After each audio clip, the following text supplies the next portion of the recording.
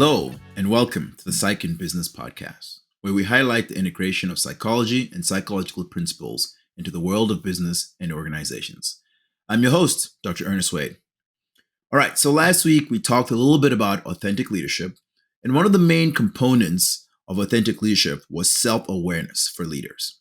And this week, I want to dive a little bit deeper into self-awareness because I see objective self-awareness as one of the basic elements that all leaders should really have. It's really foundational to great leadership. So much so that the great philosopher Socrates said, "Know thyself." Nowadays, it's often seen as a component of emotional intelligence and really is a prerequisite for things like self-regulation and self-control. How can you regulate your emotions, your behaviors, your actions? How can you control how you respond if you don't really have a good awareness and understanding of who you are and what influences the decisions and behaviors and actions that you engage in? So if you don't know yourself well, if you don't understand your behaviors and actions, why you do what you do, what triggers you, what motivates you, what encourages you, what frightens you, you'll not be able to recognize, regulate, or control them. And so again, really important that you really engage in self-understanding for self-awareness. It's the basis for so many things. So as I've mentioned, I love learning and I love research. And I often lean on the shoulders of those who do research. And as usual, I dove into research around self-awareness. And I found some interesting things. So research shows that those with a greater sense of self-understanding and awareness are more confident and creative. They make better decisions, they build strong relationships, and they communicate more effectively with their teams and their employees. Research also suggests that those with greater sense of self-understanding and awareness make more effective leaders, with more satisfied employees and profitable organizations. So there is a line right from self-awareness that can be drawn through leadership, employee engagement, and organizational profitability. Now, on the other hand, research also shows that leaders with low self-awareness demonstrate and engage in behaviors that cause toxic environments and engage in destructive leadership behaviors. They also cause low employee engagement and increase resistance to the leader from their employees or their teams or their followers. However, even though most people believe they're self-aware, research shows that only about 10 to 15% of people actually fit the criteria for full self-awareness. And that's because self-understanding and self-awareness is not an easy thing to do. To know yourself well is not something that is easily attained. So let's start by defining what we mean when we're talking about self-awareness. But I think we need to start first with self-understanding, which is a needed part for self-awareness. So as always, I like to take the definition from the American Psychological Association, and they define self-understanding as the attainment of knowledge about the insight into one's characters, including your attitudes, your motives, your behavioral tendencies, your strengths, and your weaknesses. And this really leads us to self-awareness, which is defined as a reflective state of self-focused attention in which a person evaluates themselves and attempts to attain correctness and consistency in beliefs and behaviors. Again, the reflective state of self-focused attention, so paying attention to yourself, where you evaluate yourself so that you can try to basically make sure that you are consistent in your behaviors and your beliefs. That's really what we're talking about when we talk about self-awareness. Now, I think it's important to acknowledge and understand that there are some limitations with achieving self-awareness. It's not an easy thing to do, to look at yourself, to examine yourself, to look at the disparity between your ideal self, who you want to be, and who you actually are. So research shows that there are actually two levels of self-awareness. So there is internal self-awareness, which really comes from a self-understanding. It represents how we clearly see our own values, our passions, our aspirations, our reactions, our thoughts, our feelings, our behaviors, our strengths, our weaknesses. It's really understanding who we are, what makes up how we behave, and what really influences our decisions, our actions, all of those things, our behaviors. It's also associated with higher job and relationship satisfaction. personal and social control, and happiness. It's negatively related to anxiety, stress, and depression. So the lower your self-awareness, the higher your anxiety and stress and depression levels might be. Basically, we're talking about your mental health here. So the question that I like to think of, the question here is, how do you see yourself as a leader? How would you answer the question, what kind of leader are you? This is what we're talking about when we're talking about internal self-awareness. How aware are you? Are you aware enough to be able to answer that question? And to what degree would you answer that accurately? I mean, we're talking about how we want others to see us. Usually it's how we actually see ourselves. How honest can you be in that? The second is external self-awareness, which is more about understanding how others view us. But the main way that they develop this is by observing and or experiencing us through our behaviors, our actions, our interactions with them. And the question here is, how do your employees see and experience you as a leader? How would they answer the question, what kind of leader is your boss, your colleague, your teammate? I think we also need to acknowledge that this can be hard to find out as a leader for a few reasons. First, because of the virtue of the level that you are as a senior leader, you have fewer people around you who can provide you that honest feedback that can really tell you the truth. Second, the more powerful you are as a leader, especially with the people that you want to give you feedback, the less comfortable they'll be giving you that feedback, because they know that if you don't like their feedback, you have great influence over their careers, over their finances, over their bonuses. And so it can be very difficult to get people to give you honest feedback if you are a direct supervisor of theirs and have direct influence on their careers.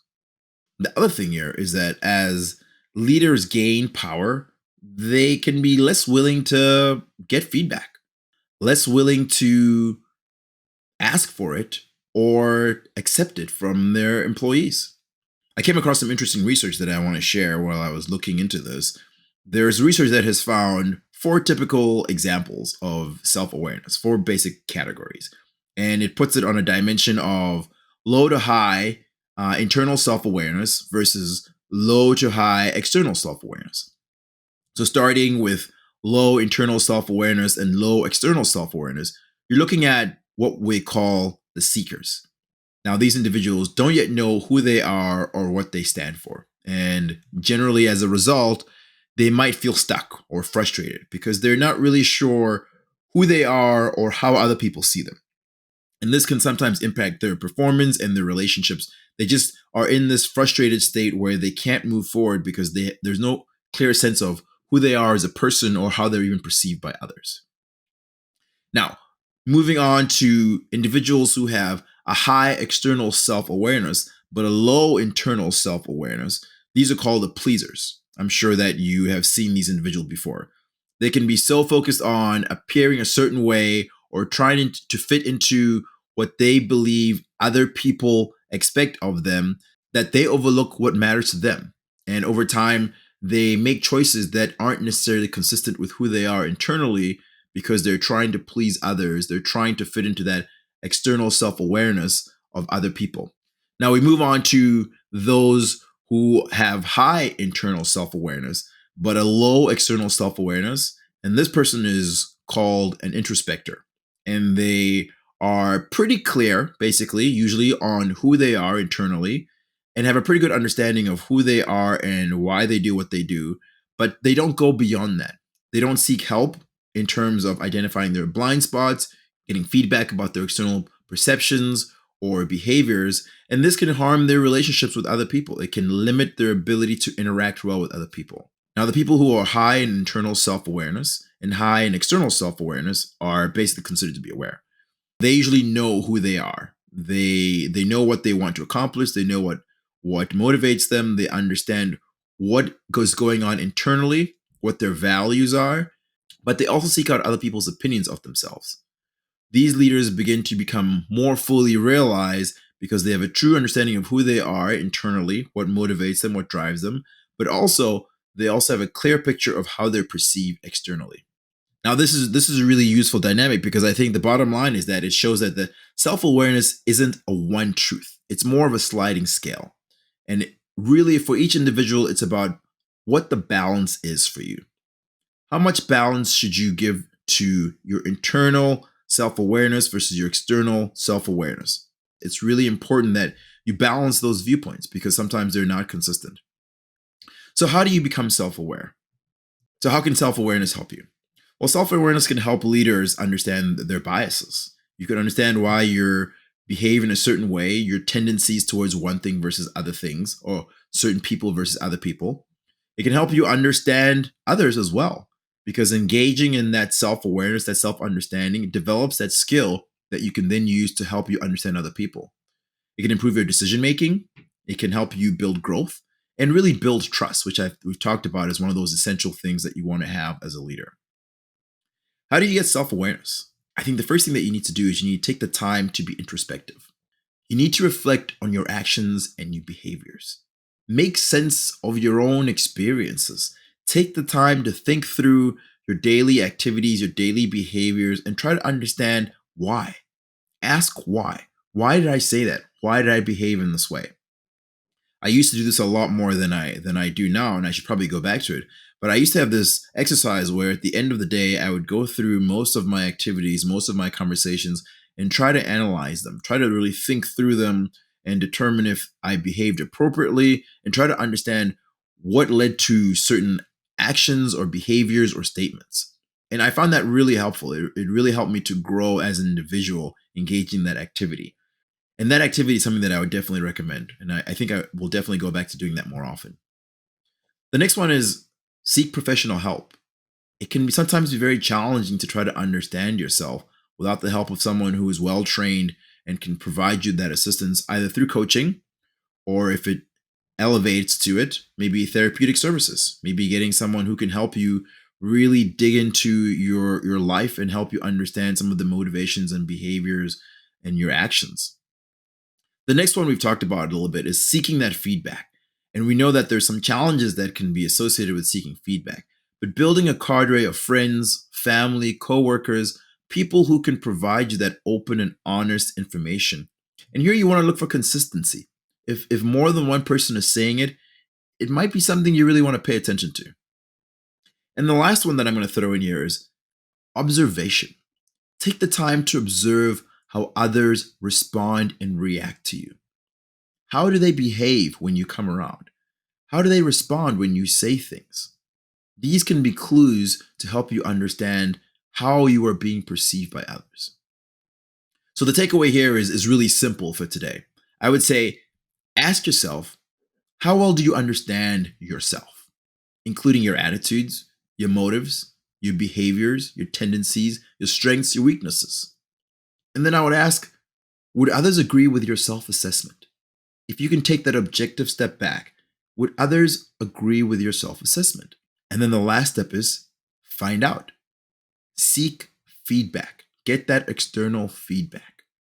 Build that external self-awareness. All right. So as always, I hope this has been helpful, and I hope you will join us next time.